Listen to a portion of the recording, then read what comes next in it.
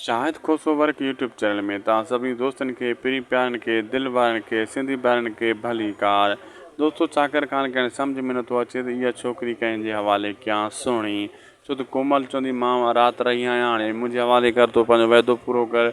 ऐं सावल चवंदो वाइदो पूरो कर, हीअ छोकिरी मूंखे ॾे, मां पंहिंजे सोट खे पढ़ायां। सभु इहे ख़िलाफ़ु थी चुका आहिनि।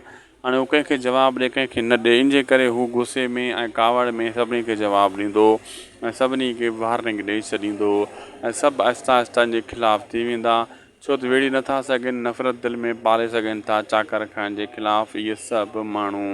उहा अकबर ख़ान बि हाणे वार कंदो मंसूर ख़ान जे हवाले सां।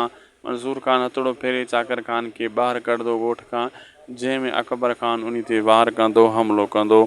यानी मंसूर ख़ान धोखो कंदो पंहिंजे पुराणे दोस्त सां ऐं उन जा लाॻापा ॿिन्ही धुरनि सां हिकु जहिड़ा आहिनि। हाणे हू अकबर ख़ान सां हिकु थी चुको आहे। दोस्तो अपडेट पुॼी पंहिंजी पुॼाणी ते। अगरि अपडेट तव्हांखे सुठी लॻी महिरबानी करे असांजे यूट्यूब चैनल जेको आहे शाहिद खोसो वर्क खे ज़रूरु सब्सक्राइब लाइक शेयर कंदा। हीअ तव्हांजो पंहिंजो चैनल आहे। मिलंदासीं तव्हां सां कंहिं ॿिए वीडियो में।